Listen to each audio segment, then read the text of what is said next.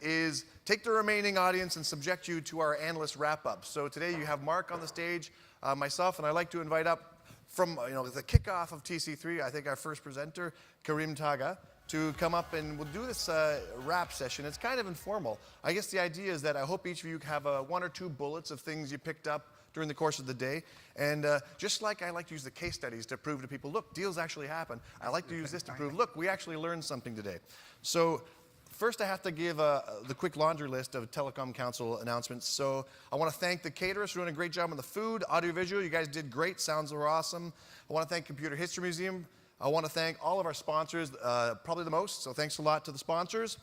And in particular, my staff. Everybody really contributed, worked a lot of months on this. That's great. Thank all of you for coming and participating and engaging in, this is great.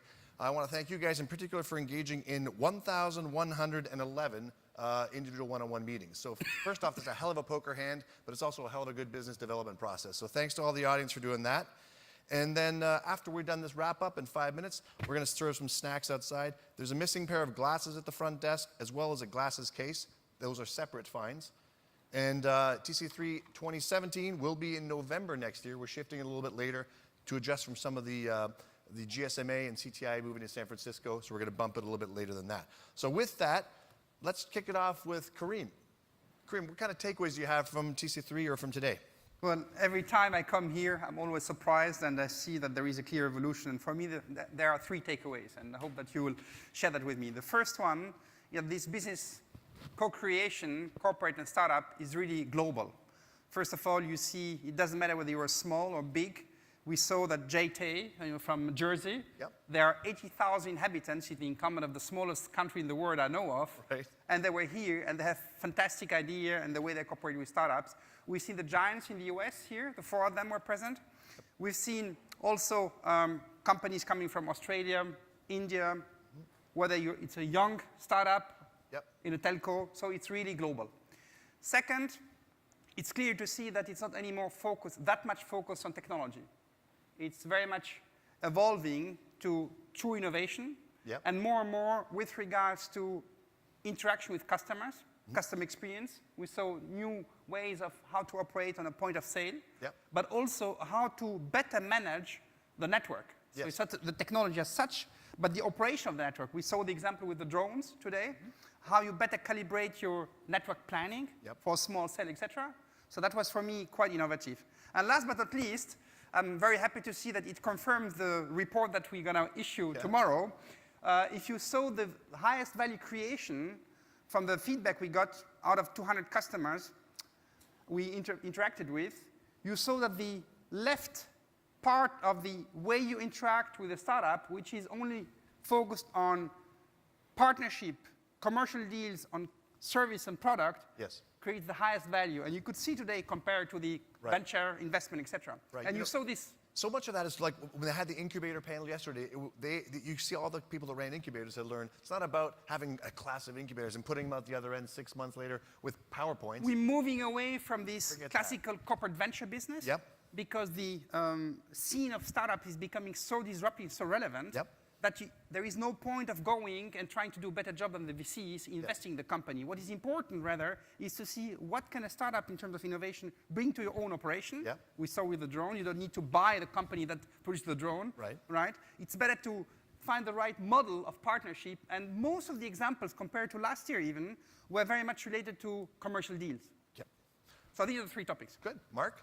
Yeah, so first of all, just on behalf of the panelists and I think also the audience, hats off to you, Liz, for a great event. I do a lot of these a year, but this is a great, and it's also just differentiated in some meaningful ways. So it's the first one I've actually been to because it's conflicted with something else that I've had the last couple of years, but I really was happy to be here. But two themes. One is I was detecting sort of a real maturation, if you want to use that word, in the carrier processes for the way they are working with innovators, whether it's startups, really small companies, or even companies that are a little bit more mature. But first of all, they're all, I think, very open, very engaged, and I think they all have come a fair way over the past couple of years, in my reckoning, in terms of their process, and just the fact that they're not only that they have set up shop in this area, but they have resources, their commitments, and I think that there's sort of been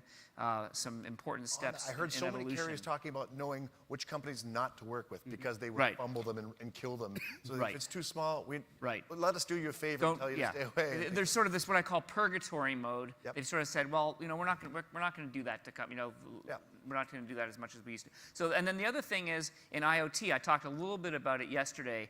You know, IoT being a segment that really seems to have a lot of good energy, but there's also a recognition in IoT, and that came through in some of the sessions today, that IoT is not one of these things like a game or digital entertainment that's going to be like a home run. IoT is going to be a big market, but defined by probably, use a baseball analogy, a series of base hits. You know, you've got all these different segments and verticals in IoT, each of which has its own ecosystem. But you know, there's an opportunity for IoT to grow through the series of a lot of base Your opinion hits. as an analyst, and Karim too, then, for IoT with these base hits, do they need to work together to bring a solution that works, or can they be base hits that works for that use, that works for that use? Can they succeed as silos, or does it have to Yeah, be I think they can if they're addressing either a large enough market or an unmet need. Okay. And there's a lot out there from the standpoint of IoT connectivity and applications where there are possibilities. Good. So you presided over a panel on SD-WAN on the Spotlight stage, right? Me? No. Oh, no, okay, so it must have been John Metzler. So there was a panel on SD-WAN I missed, but SD-WAN kind of snuck up on me this afternoon on this topic. I understand it was a big, very heavily attended session on Spotlight stage. So do you feel like SD-WAN, it's high time for that to kind of replace MPLS? Karim? I think whatever makes the enterprise reduce the complexity Yep. and make it easy, and you know, enterprise are in a very, let's say, critical environment. In some market they have to withdraw, in some market they have to expand rapidly. So anything that provides agility and flexibility, and these technologies obviously are providing that, grow, so to say, pay as you grow, and Right.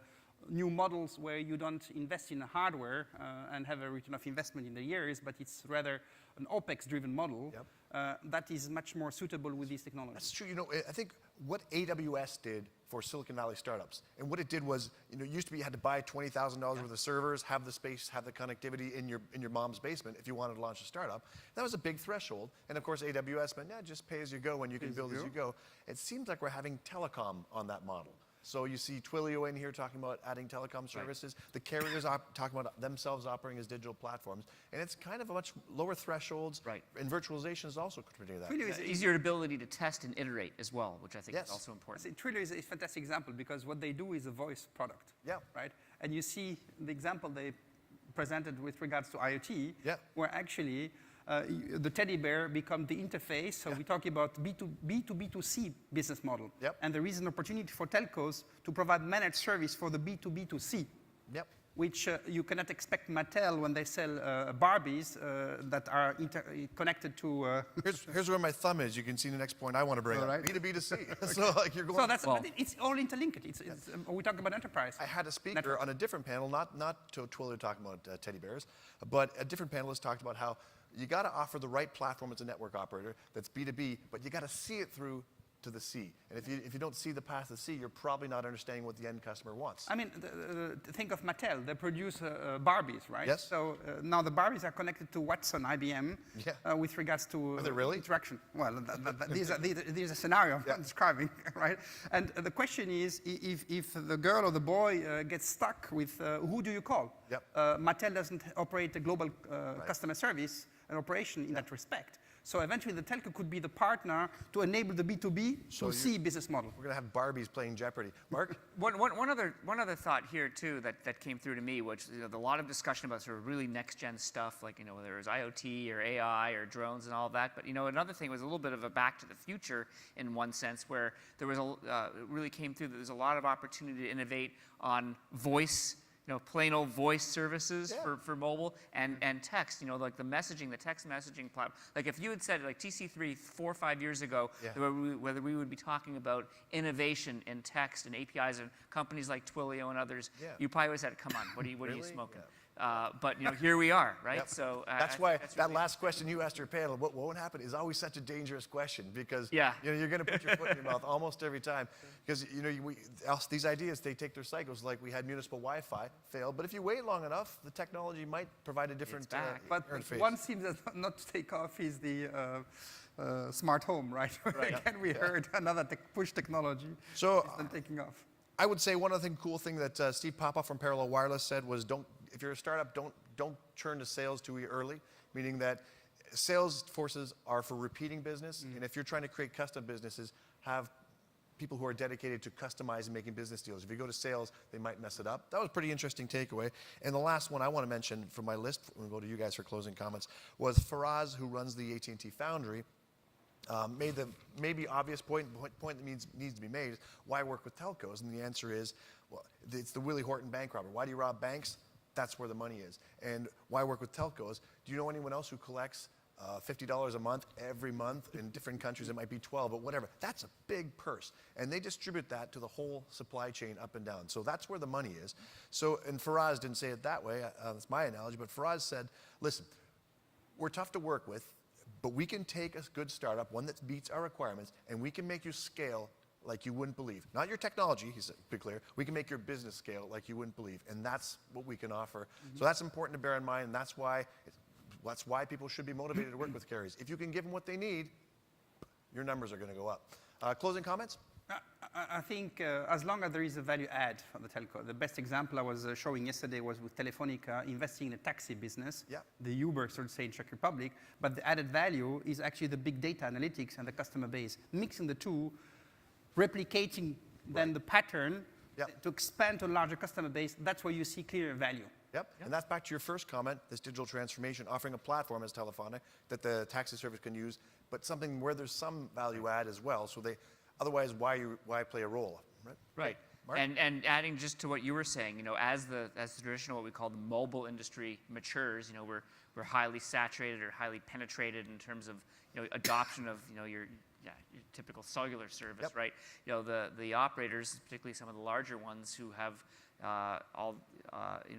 these goals for growth are going to start to look a little sort of further afield from what maybe had been their traditional comfort zone. And I think that was an interesting example, but also recognizing sort of the platform that they have, the data that they have, the customer interactions that they have. And I think a lot of the more progressive thinkers among them are coming around to that in a way that might not have even a year or two ago. How far do you two think they need to go from the comfort zone? Because if it has to be something where they have a raison d'etre, is it close but just a little bit out of their comfort zone, or should they really be stretching out of the comfort zone?